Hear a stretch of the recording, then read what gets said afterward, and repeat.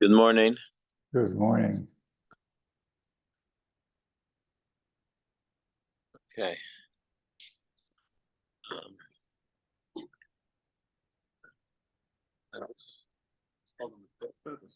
Yeah. What is it exactly? Is that one portion? No, it's just old English. So what's all this? Is that Hebrew. separate? Yeah. Okay.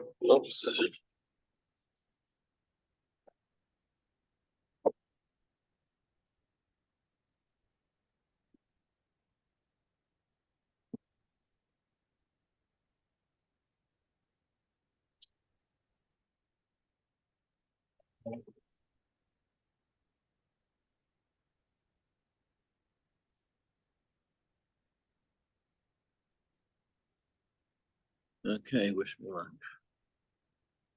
You've been doing great. Just keep it up. It's been great. Okay, where are we here? Lama tests. Yeah. Lamentus by the Mishnah. There we go. Okay. So may our learning be with all those who need Refuah Shalema, obviously for Rabbi Smith as well. Not sure if you all heard, but there were some really bad deaths of soldiers yesterday in Israel. They were ambushed in the north of Gaza, and I think 8 soldiers in one shot got killed. But we're pushing on. We're really pushing on. So Mirza Hashem, may the Neshamas have an aliyah. May this war come to an end with our complete victory. Okay. So says the Gemara. Shor shel pikeach.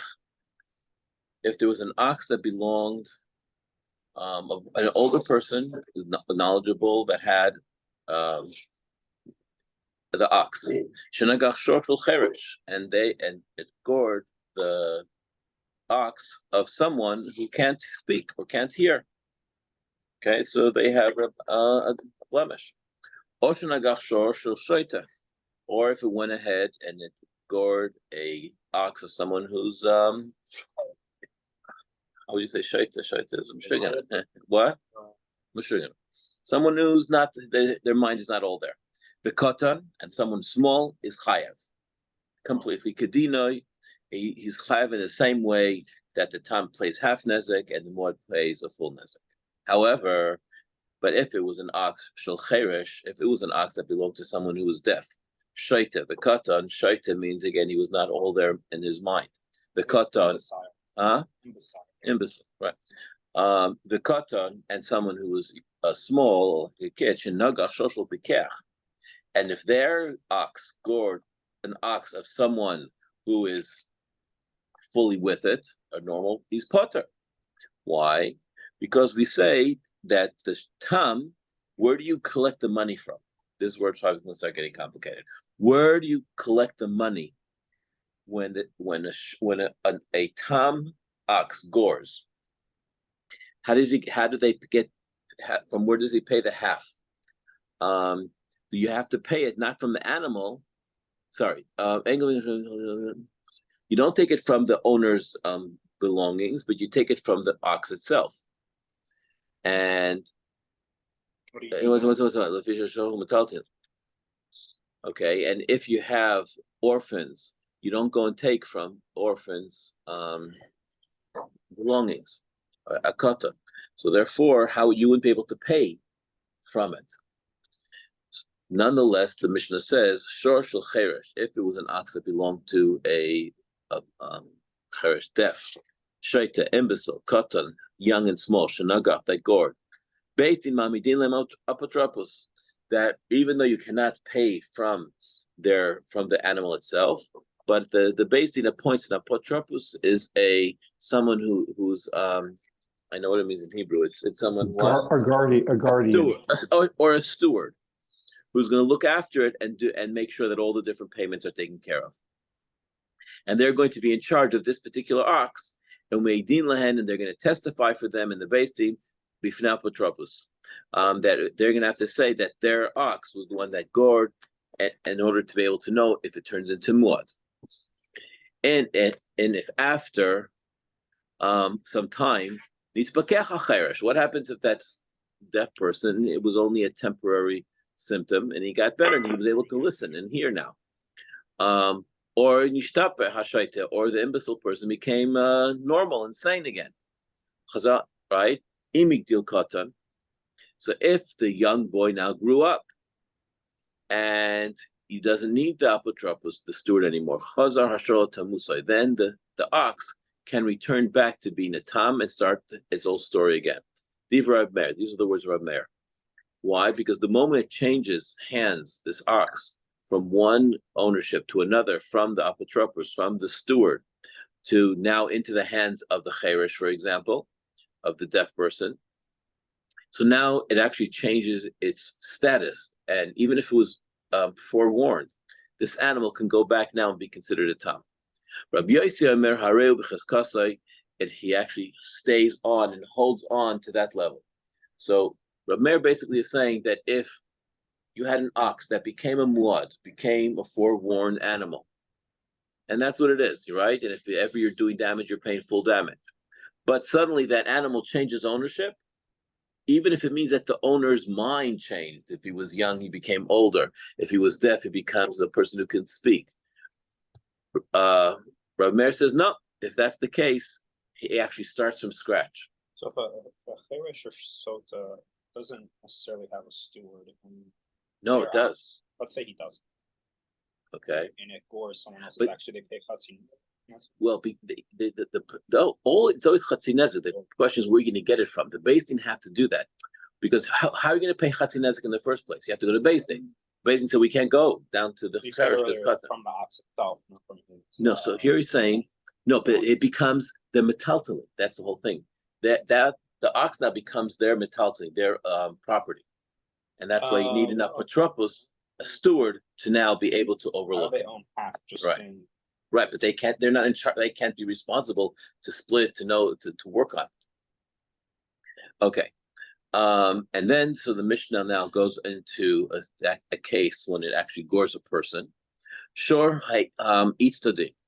That if this was an ox that was trained to gore, right? Sometimes it's almost like a pit bull, right? You're training it to be a dangerous ox. And it does gore a person. Ain't no chayav misa. And he actually does gore a person and chas v'shalom kills him. He still does not get death, shenemar, because it says about the ox that gores a person. It says v'chigach, only when he does it himself. That when does the ox get killed? It's only when the ox naturally turns from being a tame ox and turns around into goring by itself. But if an ox was trained to be a killer, then the ox does not get misa.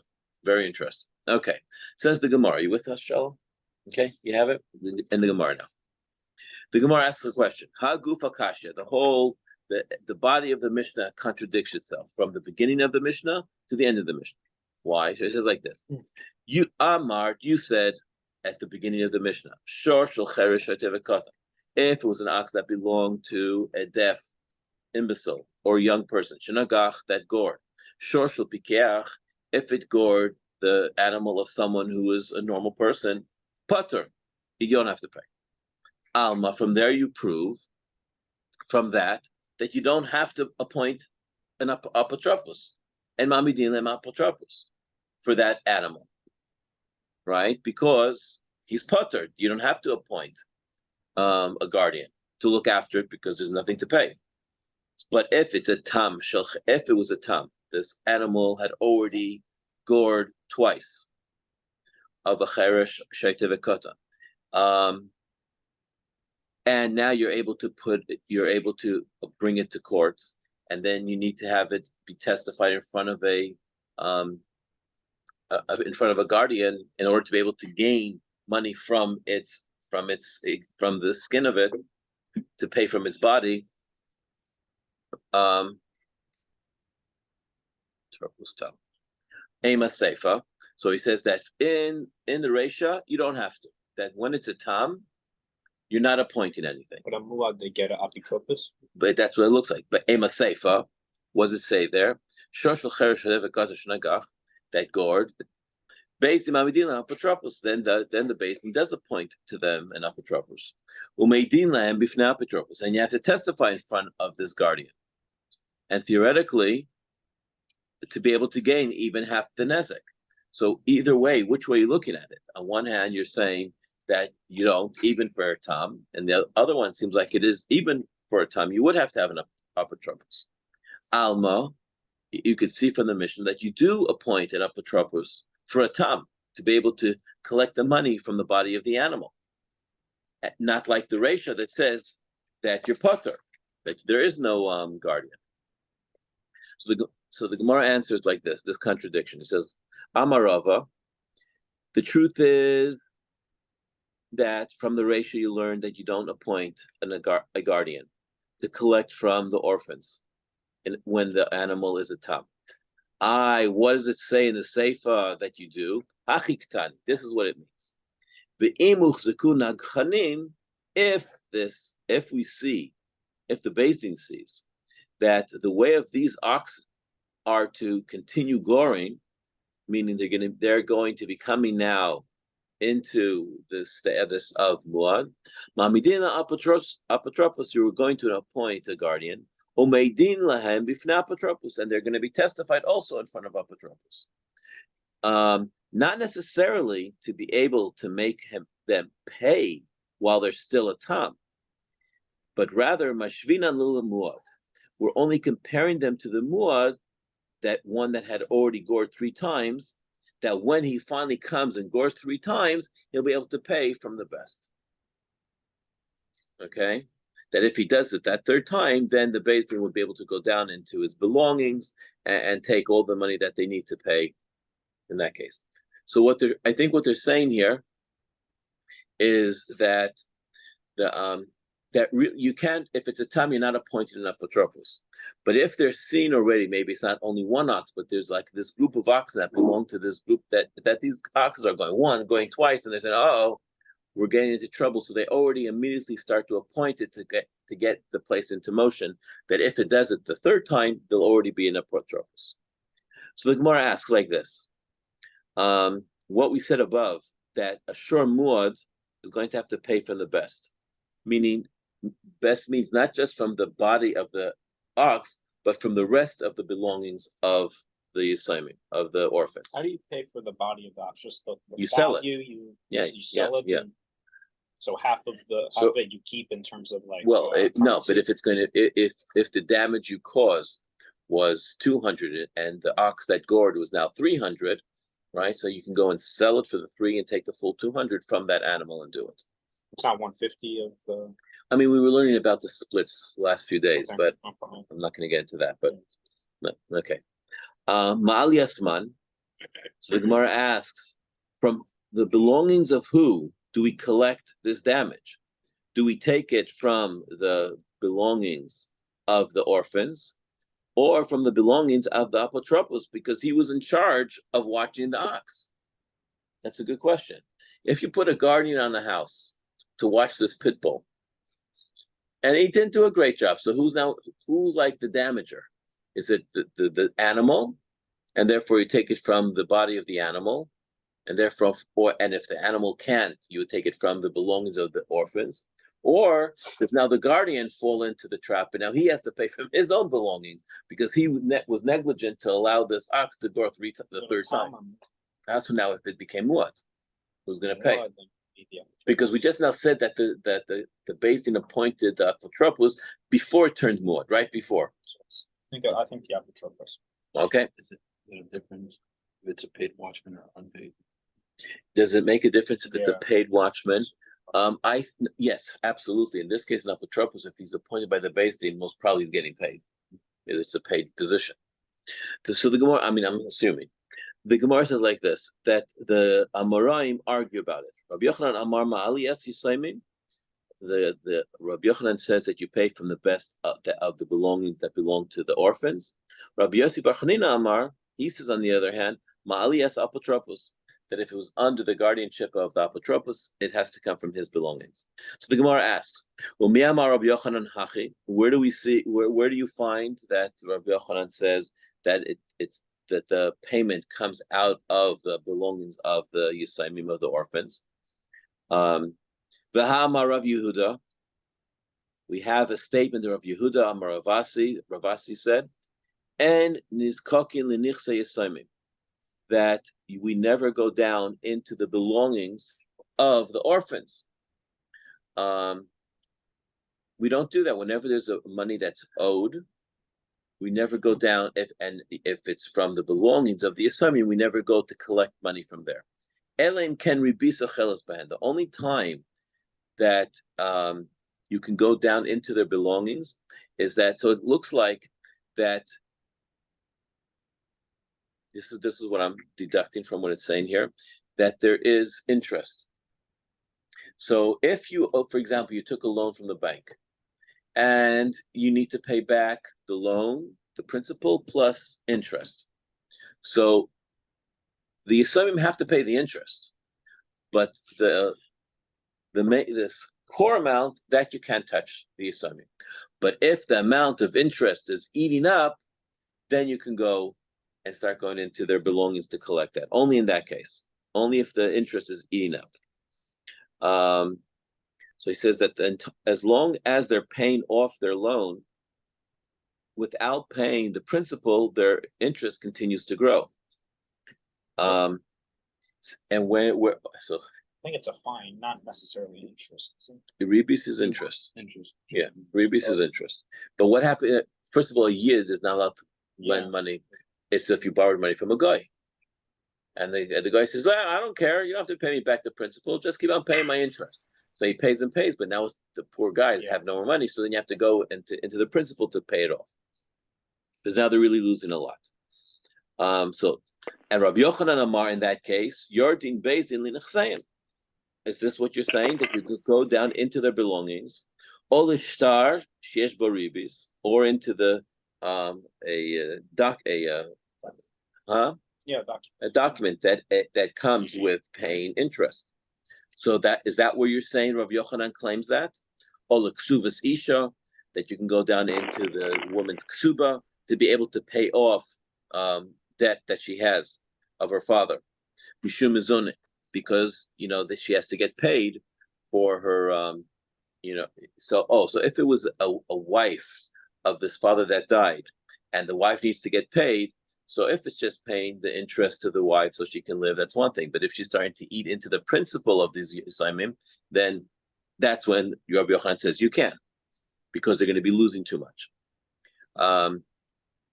And so therefore it's explained in the words of Rabbi Yochanan that the Beis Din generally do not go down into the belongings of any orphans unless they are losing a lot of money by not doing that. But here we see that Rabbi Yochanan is saying that you do go down to claim from the belongings of the orphans to pay a muad shor.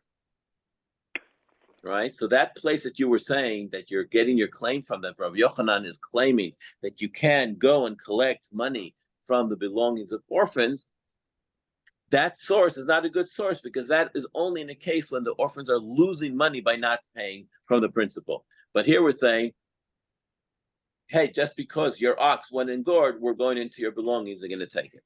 According, that's what they're supposedly saying about Rabbi Yochanan. So the Gemara answers, Ipuch, exactly the opposite.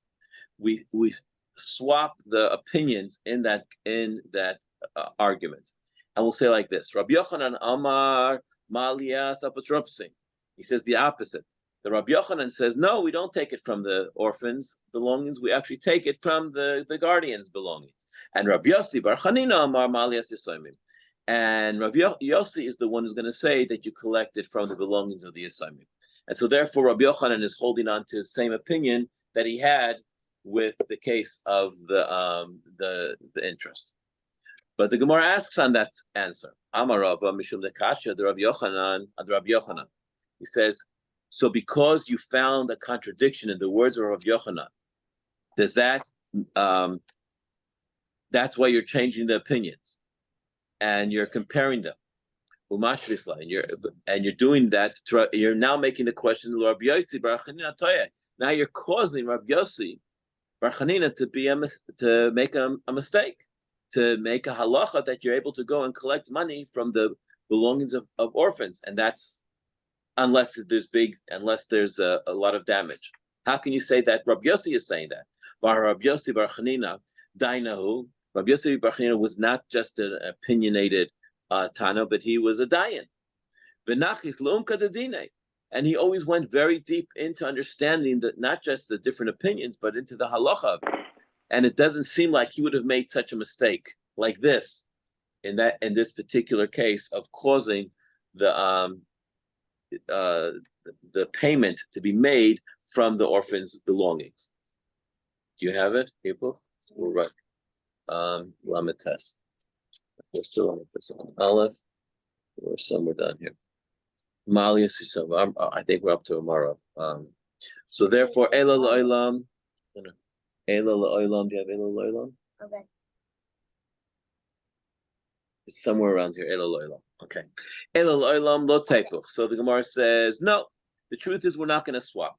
Rabbi Yochanan is still going to be the one that says that you go and collect from the orphans' belongings. And so he's going to say that. But, and even though he does hold that you only go down into the orphans' belongings in the place of hefsed when they're losing, and if it's not, you wouldn't. Umazik shani says, but in this case, when you have a mazik, the animal is causing damage. It's not just that the Yosamim owe money. When the Yosamim owe money, Rabbi Yochanan holds you don't go and collect from their belongings unless they're suffering financially, and then you have to do it. But otherwise, you don't, unless their belongings is causing damage. Damage is a different case. Umazik shani, that when in the time when the belongings of the orphans are causing damage, then you have to pay out of their belongings. And the Gemara continues to explain the argument between Rabbi Yochanan and Rabbi Yossi, and it goes like this: Rabbi Yochanan Amar Ma'al Yasisamim. And so therefore now we're concluding and holding that Rabbi Yochanan is saying that when it comes to damage paying the muad, it comes out of the belongings of the orphans. Mishum di'i amrit Ma'al Yasapotropos, because, and Rabbi Yochanan would say, for if you would have said that where would the money be coming from, it would be coming from the belongings of the guardian. We will be worried that people will not want to be appointed an apotropos. It would become a job that no one will ever agree to take on, because apparently people owned oxes a lot, just like everyone today has a car. Yeah. In those days, everybody had an ox, and if this ox, for whatever reason, is now on the border of turning from a tam into a muad, and then the basin is going to say, okay, I need a guardian, and say, oh, go to the other guy. I'm not going to take on this responsibility. So that's why Rabbi Yochanan holds that you're going to have to go out of the money of the assignment in that case. All right, so then why is Rabbi Yossi Bar Chanina saying that you go out of the apotropos from the guardian? How's he going to answer that? So he says, Rabbi Yossi Bar Chanina Amar, Ma'al Yas apotropos, he says that you do collect it from the guardian, because he did not watch the ox properly. And here's the way out. How are you going to say, but no one's going to agree to pay it? We said, no. He's only paying it temporarily. But when these young orphans grow up, then they're going to have to pay back the guardian. So the guardian is right now going to pay for it, because these little kids are young and they can't be responsible to do it. But as soon as these kids become a certain age of being older, and I'm not sure what exactly, if it's talking about the 12 and 13, or if it has to be 18, I don't know that. But whenever they're considered a gadol for being responsible financially, they're going to have to pay back to the guardian the money that he paid out for their ox. I wonder if a widow would have to pay from her husband's estate. That's for sure. Yeah, that's for sure. We're saying here because you say don't have the ability mentally to handle those kind of finances. So we said earlier that the basin does not put in a guardian to collect from the ox while the animal is still tam, right? Because you're not paying from its body. only to when it's turning into a muad, only when it's turning into forewarned, and you have to pay from the best of the animal. So the Gemara now brings two Tanaim that argue about that. So this halacha of ma'amidin lem apotropi, latam ligvos migufoi Tanai, that's a Tanaga argument. Like where it says the Tanya, we learned shorsh nischarshu balav. If there was an ox, that somewhere along the process, the owners became deaf. They lost their ability to hear. So, because in other words, first he was a pikeach, first he was normal, and then something happened to him. He was next to an explosion and he lost his hearing, and he can't hear and he can't speak. V'nishtatu ba'alav, or if the owners became insane, or v'shahalchu, or they went ba'alav l'medina sayam, or the owners went overseas and their ox were just left in the barn by themselves, supposedly. Rabbi Yehuda ben Nekosa says, in the name B'Shem Sumchus, the name of Sumchus, Harei b'tamusai, that this animal continues to remain a tam even after 3. Ad she'idu bo b'fnei habalim. The only time an animal can turn from being innocent into a forewarned is that you have to have warning. And if the owners are not capable or not there to be warned, the animal remains tam. That's a scary thought, that even though as outsiders we're seeing this animal goring 5 times, we say, I saw it, based in I saw it. But since we cannot testify to its owner, it still remains a tam. Right. Very interesting. That's according to this Rabbi Yehuda ben Akaisa. And the Chachamim say, Ma'amidin apotropin. We actually appoint an apotropos in this case to watch the animal.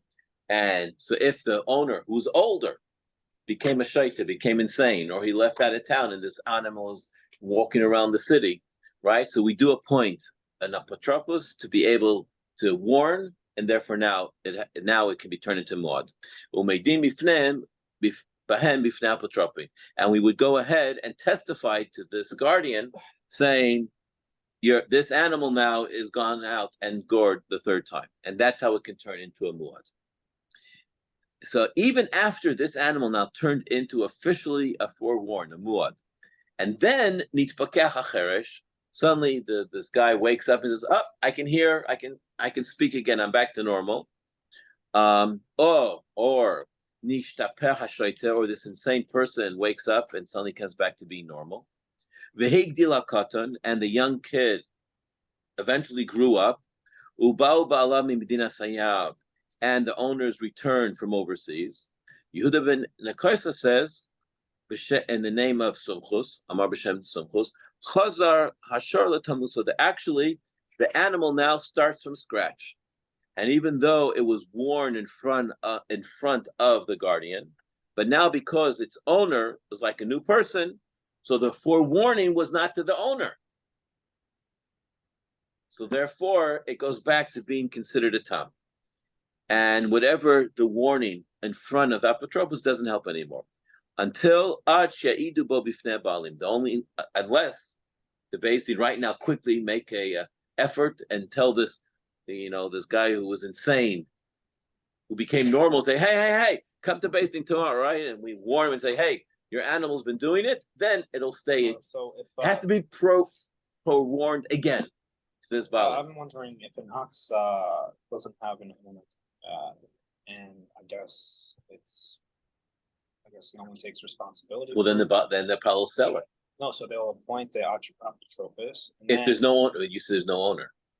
Right. Yeah. No, there's no apotropos. It's causing damage. No, so then you sell it and let someone else take it. So and that person who buys it can do what he wants with it. He can either shecht it or he'll watch it. You don't have a wild animal roaming around. The Beis not going to appoint an apotropos for no one who has ownership of it. That's just simple. Don't know who the owner is. I think that's what we were just talking about. No, what do you mean? We know who the owner is. The owner is just simply not capable of stepping up to the plate and doing it. We know that it belongs to Yanko Shmerel, but he went overseas. He says in the name of the Sumakus. Right. It reverts to his to its previous status of a muad, no, Of a tam. of a tam Right. until it Is now rendered forewarned by in the front of its presence owner. Right.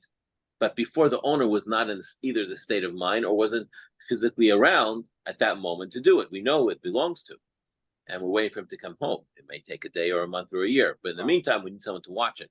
But if there's no, that's a wild, no, it's a hefker, then they're going to sell it. Also, it makes sense that somehow has this opinion because he was a student of our mayor. And that our mayor said that also, like when it changes hands. When it changes, yeah, it very well could be. Yeah, Hillel is saying is that because Simchus was a student of Meir who also holds that, that once it leaves apotropos, it's it has to start. It goes back to its original status. And so that's the opinion of this Rabbi Yehuda ben Akosa in the name of Simchus, that the animal returns back to its tam until it's now being forewarned in front of its owners. Rabbi Yossi Amar, and however, Rabbi Yossi says that the moment it was forewarned, even if it was in front of the guardian, it now has the title and it stays with that title of being muad. In this explanation of this argument of Tanaim, the Amru, they said in the yeshiva, they asked in the yeshiva, "My harehu b'tamuso." What does it really mean that he is going back b'tamuso, becoming a tam again? The Kamar Simchus. It's bas. Hmm? It's like Beth tamuso. yeah, it's bat. Okay. So what does it really mean that Simchus is saying this? What's his intention? Are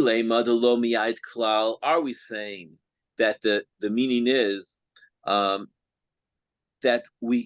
because you couldn't make it muad in front of the owners, and we're putting an apotropos there,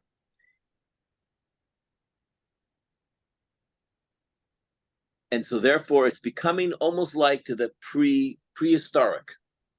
We're going back to the state that the owners are not. You cannot warn it in front of the owner, in front of the owners, and therefore it's like a starting point. Then they asked in the yeshiva there, Hamediktani Seifa, but from the Seifa that seems the opposite. We learned in the Seifa of the Brisa that if that if you had a deaf person that became sane, Sumcha says that it goes back to its being a tam, meaning that it was forewarned when it was by the apotropos, and now it became a tam, and we cannot testify on this ox in front of the owners. So what does it mean? What does it mean, this tam? Does it mean it goes to a status that it never had? We basically clean rub its history. When people rub history, Hillary Clinton, about Hillary Clinton? You know about that one?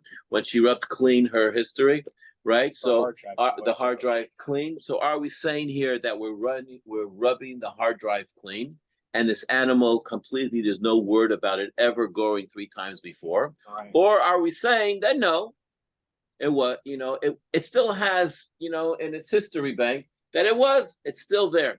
What does it mean? And so it seems like a contradiction.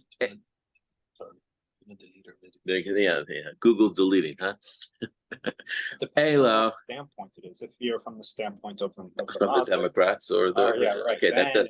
It's one of the Yeah. If you're the owner, it's No, I think it may come into later on. I mean, I'm just second guessing here that even though it's a tam, but if it starts to go again, I think the one who's being damaged can say, hey, when I'm after the first time, I want to go for it because we already have a history. Mm-hmm. But we are forced to say, Ela, my kavanah, what is the intention of Sumchus when he says, Hareu b'tamusai, that it goes back into the status of being a tam? Hareu b'tmimusai b'shlemusai, meaning he's complete. The lo machastrin anle, it goes back not to the status of what it is as far as its intention of damaging of a tam or a muad, but rather it goes back to the status that you don't collect from its body, from the skin, the animal, nothing, until we appoint apotropos, okay, to make it forewarned. So in this case, he's saying that he would hold on to the status. So this would be a case for a good quiz. Where do we see that a forewarned ox gored 3 times, okay, was forewarned? How can it go back? How can it? When would you see that it still only pay half damage? And that is if it was an insane person. It was testified in front of the guardian, and then the insane person became normal again, and he wasn't forewarned about his animal at that stage. That Well, animal it would be a muad for the apitropos, but then But for the animal itself, if it gored without being forewarned in front of the owner, it would still be considered a tam until such time. Interesting.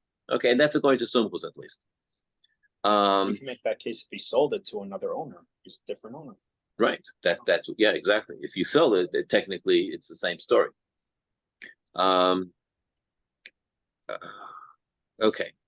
Alma, from here we say that en mamidin apotropos latam ligvos migufon. According to Sumchus, we would say that we do not appoint a guardian to collect from the body of the animal, of the ox. So based on that, we can explain the rest of the brayso. So the Chachamim Amrim and Chachamim say, mamidin lem apotropos. We actually do appoint a guardian, umaydin lem bifnei apotropos, and we testify in front of this guardian. And it doesn't mean to make it necessarily a muad, but rather that you can collect from the body of the animal even when it is innocent. So from there we'll say, mamidin apotropos letam ligvos migufay.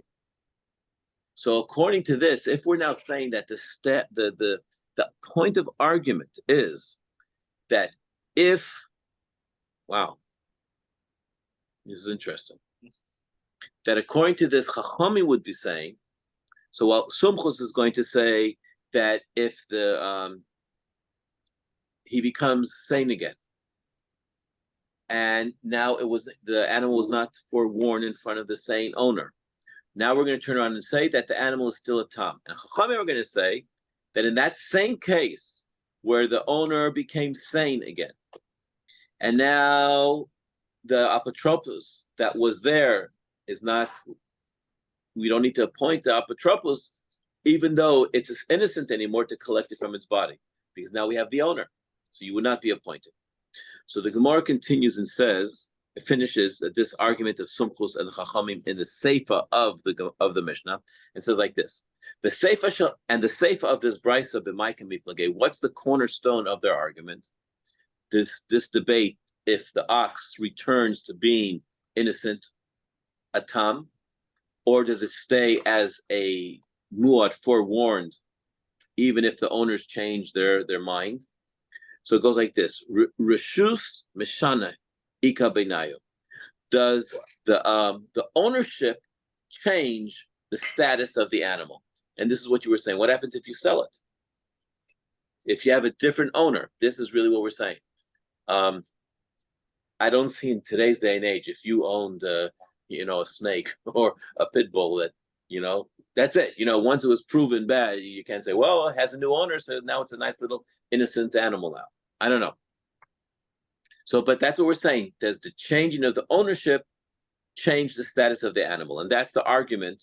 If a muad shore that changed ownership to someone else, will it still remain muad before it was forewarned again to the new owner?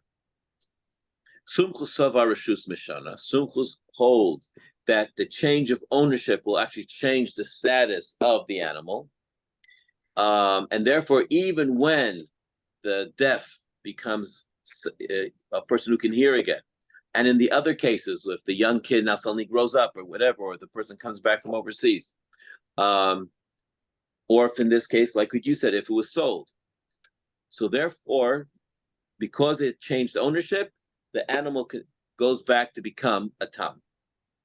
Rabbi Yossi holds reshus and amishana, changing of ownership and its place does not change the status of the animal, and once it was forewarned and became a muad, it stays muad.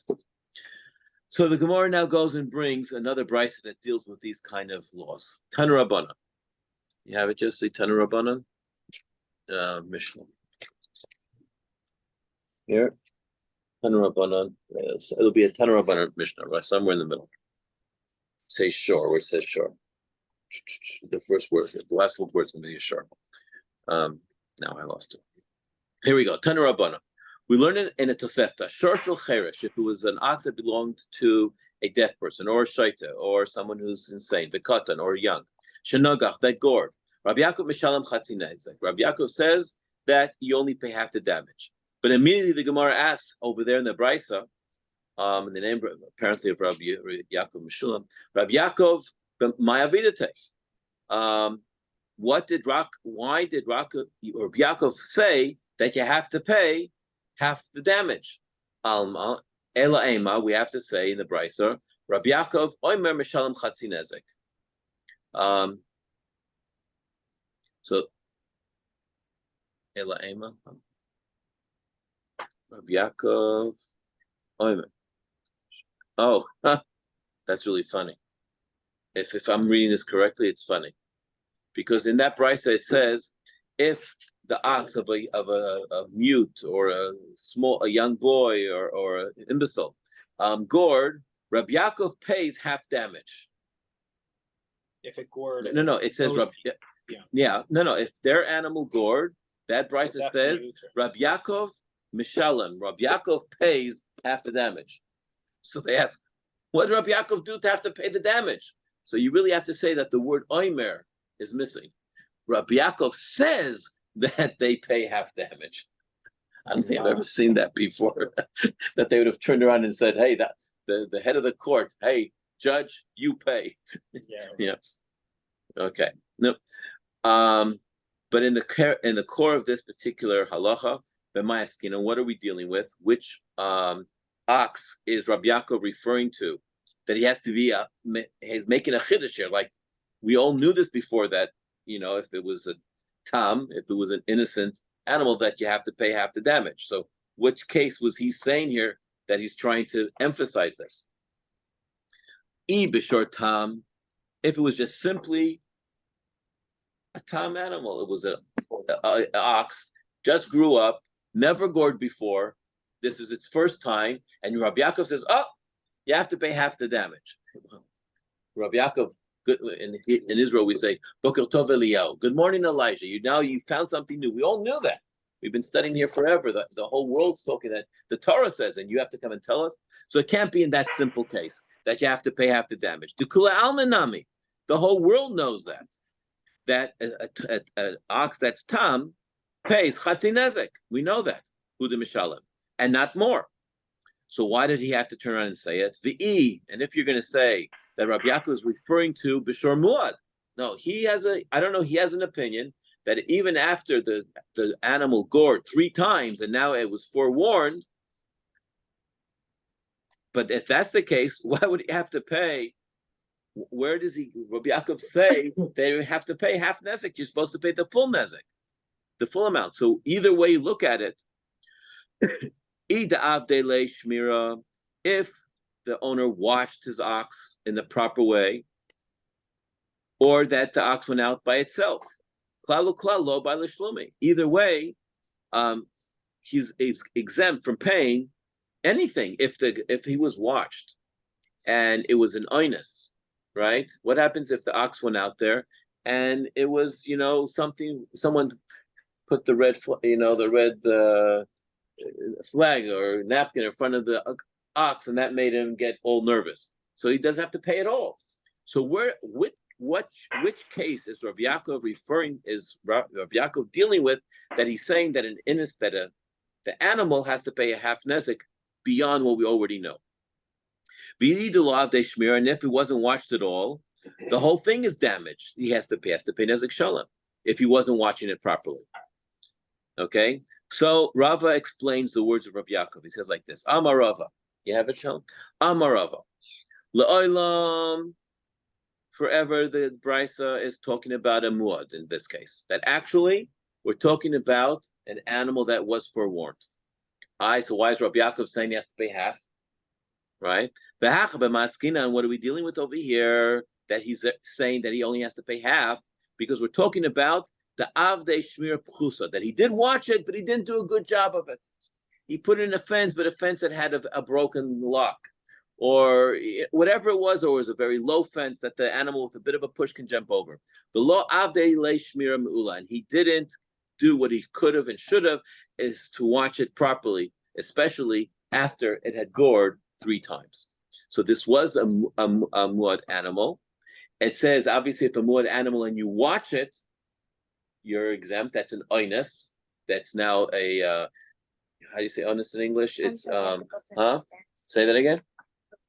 Unpreventable circumstance. Thank you, Shalom.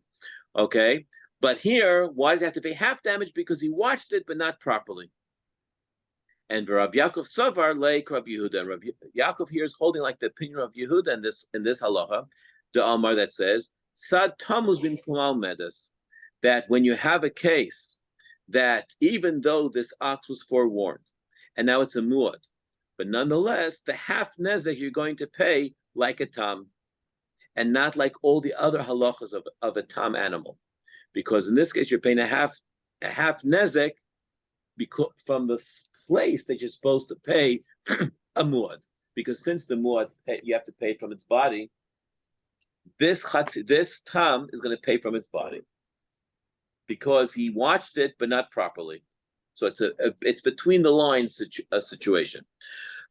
And also, Savar like Rabbi Yehuda, this Rabbi Yaakov also holds like Rabbi Yehuda in another case, the Amar Muad Sagi Le Bishmir Pchusa, that in fact, from here he's deducting that in general, in principle, a forewarned ox, a shor muad, it's enough to watch it with a low grade watching. Even though a short time, you need to watch it properly, fully, and that's why he's only paying half nezek, because he did not watch it in the highest way possible. Okay. The Savar like Rabbanon, but this Rabbi Yaakov holds like Rabbanon that in a different case that he says Ma'amidina Patropus Latam Ligvos Migufay, that in the case where this animal belongs to orphans or to young people or shaita or katan, whatever it is, and you have to now collect this half damage, they would have actually an apotropos to do it, and that's not like sumchus that says that you do not put an apotropos. So this Rabbi Yaakov is like walking between the drops. What time is it? 6:24. 24. Where am I going to get to? Yeah, I know. Okay, Chodesh Tov. Can I go a little bit further? Naftali? Yeah, Let me try to go a little let's get to the logical point. Yeah, okay. Abai asked a question on this explanation of Rava. Amar le Abai le Rava. So Abai is asking Rava, below plige. And are you saying that Rabbi Yaakov and Rabbi Yehuda are not arguing? Va'atanya, because you're saying that Rabbi Yaakov is holding like Rabbi Yehuda, and you're saying that they don't disagree. Va'atanya, we learned in the Brisa, shoshul cheresh devekata, an ox that belonged to. I have to repeat them each time. To a deaf, to an imbecile, and a young one shenogach that gored. Rabbi Yehuda mechayev. In that case, Rabbi Yehuda actually says they do have to pay. Rabbi Yaakov amar chatzi nezek. They only have to pay half. Hu de mishala. So we see that they're actually disagreeing. So Rabba Bar Ula answers this question of Rabba, and he says, Amar Rabba Bar Ula, that the truth is Rabbi Yaakov does hold like Rabbi Yehuda. Like what Rabba said, and what Rabba is saying in the Brisa that they're disagreeing, there really isn't a disagreement. But why is Rabbi Yehuda saying that you have to pay fully? Rabbi Yaakov is explaining what you have to pay. It's not that you have to pay fully. He's simply just translating Rabbi Yehuda and saying that what you have to pay is only half nezek. He's kind of just deducting that when he says he's chayav to pay, it's not that he has to pay the full amount, but rather he only has to pay half. And the Gemara now is going to ask, therefore, backwards into the opinion of Abaye, who had this question to Rabba in the first place, Ula Abaye de Omar Plige, but according to Abaye that says that Rabbi Yehuda and Rabbi Yaakov are arguing, the my Plige, what are they arguing about? Amar Lach, so Abaye would tell you, Hacha b'maskina, this is what the Bryce is talking about. We're talking about a case of a muad. Velo natre klal, and it was not watched at all. So, and now And now we're talking about even though we're going to be putting up apotropos for the tam to collect it from its body, Rabbi Yaakov is going to say it's only chatzi nezik because he had not turned yet into a muad. And there he sabar like Rabbi Yehuda bechada. He agrees with Rabbi Yehuda in one opinion, in the opinion of saying that you have to pay. Upali galei bechada, and he's going to argue with him in one point and say sabar Rabbi Yehuda bechada. The Rabbi Yehuda savar tzatamus v'mekumal medes. And Rabbi Yaakov Moedela. And so in other words, when it talks about the case where it was a tam right before it turned into a muad and we had apotropos that we were testifying in front of. So Rabbi Yaakov is going to agree with Rabbi Yehuda that it still remains a tam. Upali galei bechada, but he does disagree with Rabbi Yehuda in one because the Rabbi Yehuda savar mamidim apotropos latam ligbas migufa. He says that Rabbi Yehuda is going to say that we're appointing apotropos to collect the money from the body of the animal, even though it's still a tam, and to collect the full nezek shalom. And Rabbi Yaakov is going to say, Rabbi Yaakov savar and mamidin, we're not going to appoint the apotropos, and therefore you cannot pay the nezek shalom. You can't pay v'lo misham ela palga de muad, and therefore you're only going to pay half the money of a muad. Okay, so that's how he solves. That's how Abai solves it. That he holds like Rabbi Yehuda in one and disagrees with him in the other. And the Gemara brings one other explanation into this argument of Abai and Rava. Amale Rav Acha bar Abaye, the son of Abai, says to Ravina, Bishlam ala Abaye. We can understand Abai de Omar that he's saying that Rabbi Yehuda and Rabbi Yaakov completely disagree with one another. Shapir, that works. And that's why we put in apotropos to be able to testify, but we only collect half the damage. Ela Rava, but now how is this going to fit with Rava? Because Rava says that Rabbi Yehuda and Rabbi Yaakov don't argue, and that really only Rabbi Yaakov is explaining the words of Rabbi Yehuda. He's not arguing with him. Ademukile b'muad, since you've now appointed, saying that brisa is talking about a case when the ox is forewarned, is muad, and they're both agreeing that you only pay half the nezek because it's still the tam, because it's the level of tam that it was not forewarned. Nukma betam. So why do you have to say that it was a muad, but we're still considering it like a tam? Just say outright that it's considered a tam, and it has not gored 3 times yet. That one wrong too. Nugma betam. Say that it was a tam that was washed fully, such as right. Ila Rabbi Yehuda, is that right? Did I get to the top of them? Yeah, and I think this is probably a logical stopping place. Ila tam. Oh, there's a little bit more to the Tanu Rabbana. Should we just go another 4 or 5 minutes? Tanu Rabbana is like I don't 10. have another 5 minutes. Okay, so we'll leave it over there. Okay. Okay. Chag Sameach, Rosh Chodesh. Thank you very much. Okay. Have a Not good easy- one. Not easy stuff. Not easy stuff at all. Okay. Chag Sameach, Good Chodesh. Chag Sameach. Chag Sameach.